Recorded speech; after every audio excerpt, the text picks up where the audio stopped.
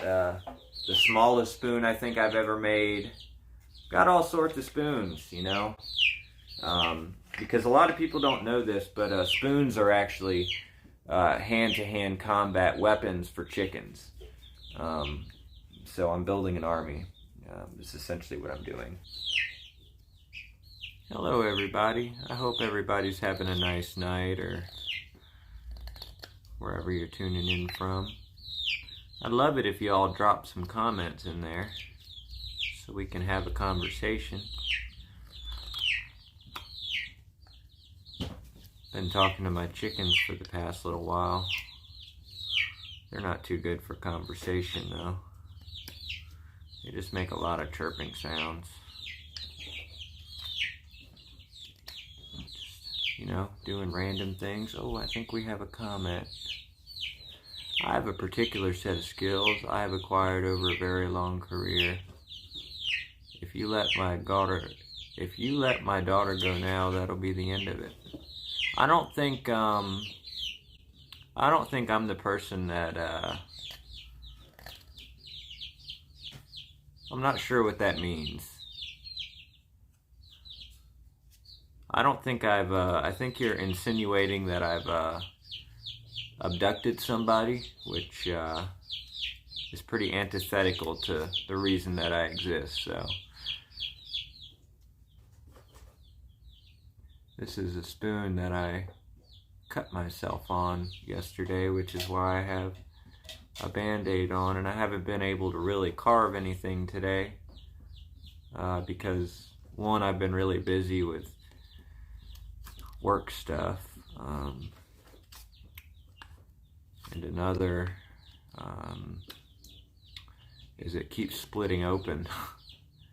So hopefully that doesn't happen. So I'm taking it pretty easy.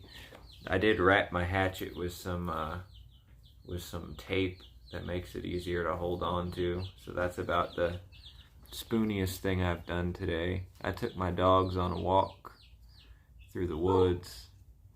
I've got 2 dogs. I've got a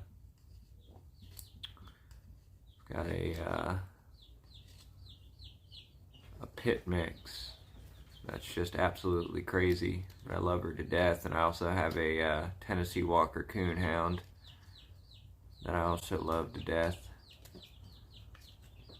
A lot of times I think dogs have, you know, they do their own little selfish things, you know, like they'll steal food from somebody or whatnot, but, you know, they won't, they're not, they're simpler, and I admire that. They're simpler in their needs. Sometimes I wish I was that simple.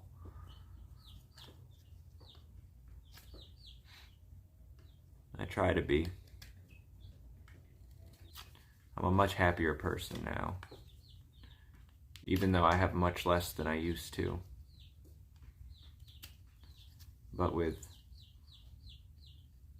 things come burdens, I suppose.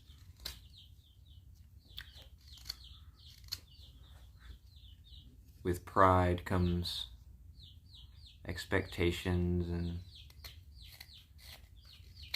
all that fun stuff. I used to be very, very introverted, and I would, you know, I'm not a very good carver. I like to do it. You know, one of my finished spoons will look something like this, maybe. Very rough, very crude. And you know, I was always afraid to share that with other people. It's like, oh, why would people want to look at my spoons? Why would people want to, you know, do that? And I wrote a lot of, yeah, it's kind of, yeah, pride comes before the fall. Exactly. It's that, yeah, well, I just hope everyone's having a peaceful night.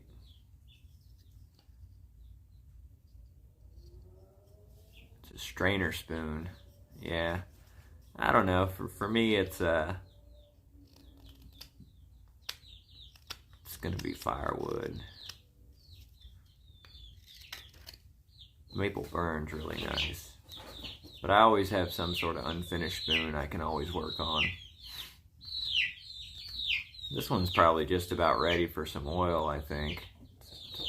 Up to my lackadaisical standards.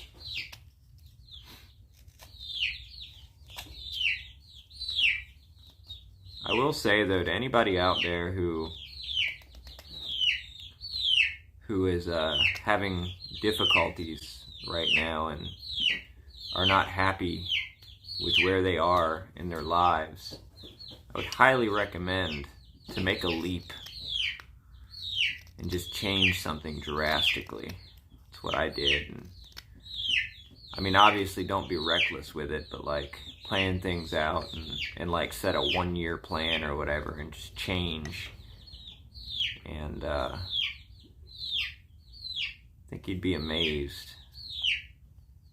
One thing my dad always said, you know, when you're feeling down or whatever, my grandmother said it too. You know, if you're not happy, write down a date, 6 months or 8 months or whatever from now, and if things haven't changed, then you need to make a change. Because sometimes things just happen and we can't control them, but if things are still the same way 6 or 8 months down the road, then there's going to be, you know, a change that you're going to have to make.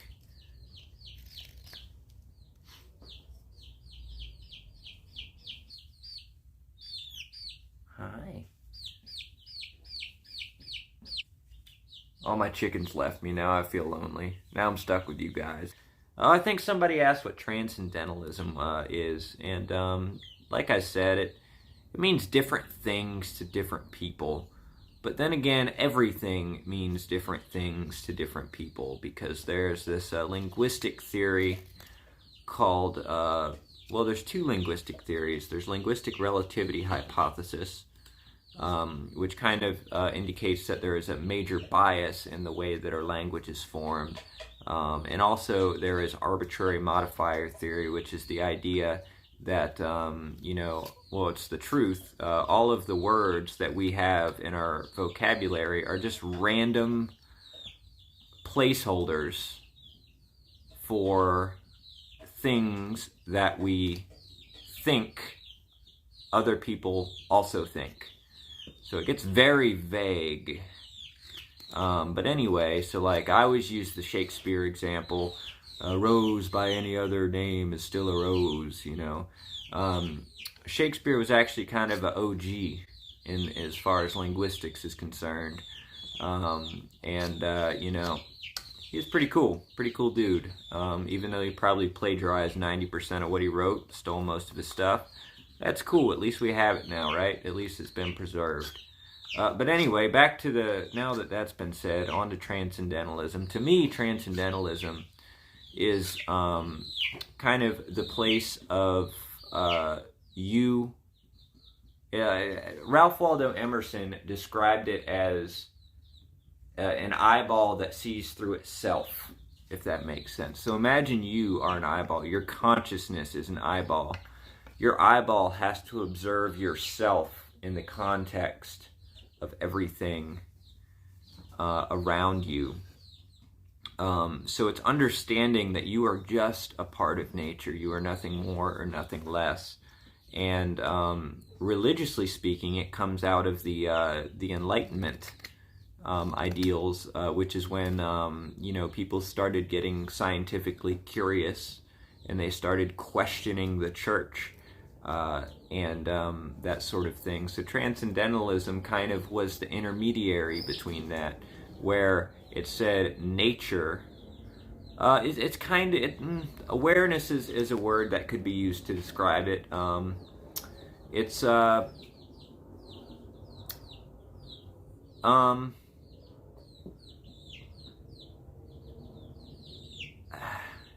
hard to describe.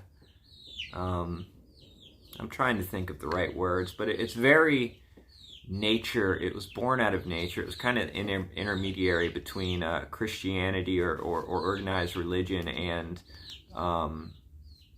atheism. where it says, yeah, I'm very familiar with Nietzsche. It kind of says that you can observe nature as a part of nature, and whether or not there is a God or there isn't a God,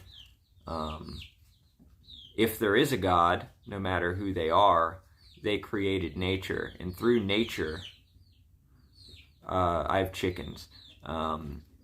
Through nature, we can observe nature and physically interact with a God, if a God made that. And if a God did not make that, then we are interacting with the thing that we originated from, which essentially is godlike anyway.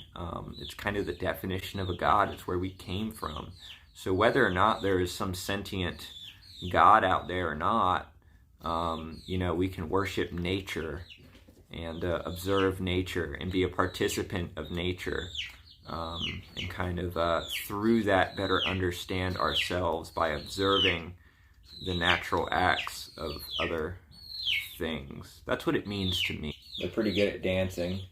If you have like a hip-hop beat, their head kind of stays in the same plate. I call it a night here shortly, guys. And again, if you like my philosophies, or you like me or my chickens, or simple living or anything like that, I've just recently started a website, and it's just beardedbarnsman.com. B-E-A-R-D, like a beard, bearded, barn, as in like barn, and then man. So Bearded Barnsman. I have a website where I go over my philosophy, why I whittle spoons, why I am who I am, and I express myself through my writing as well. But yeah, good night. This was really fun, and I'm really happy that you guys tuned in and were able to spend this time with me, and we're able to have the conversations that we're able to have. So, you know, yeah, I'm on Instagram too. If you go to the website, I have a link to my YouTube channel. I have a link to my Instagram, a link to my writings, a link to everything. And I would really appreciate it if you'd check it out. I'm very new at this. I've literally just started streaming less than a week ago. So my first stream was, I think, the day that it went bonkers, or maybe the day before that it went bonkers. So very new to it. Trying to get kind of a presence, and I kind of want to, you know, turn into a like a socio-emotional wellness channel that has something to do with a little bit of chickens and whittling and simple living and just simple ideologies and the removal of things. I do appreciate that. Ace Jefferson, A-A-C-J-E Jefferson, I appreciate that, I really do. But again, it's been a pleasure talking with you guys. I'm going to go probably sleep on the couch now, or kick some dogs out, depending on what happens. But it's been a pleasure, guys. I think we've been on for almost 2 hours here. Hey, I appreciate that. Yeah, that's what I'm saying. I only started less than a week ago, and I already have 20 Twitch followers. That's where I really want to grow my platform, just because I have more abilities to control the stream through like Streamlabs and whatnot. Yeah, thank you so much for linking that. I really do appreciate that. And good night, everybody, and take care, and peace to everybody. And I hope you're all I hope you all have a good night, morning, evening, wherever it is. I'm gonna rile up these chickens and have a good night. All right. Goodbye now.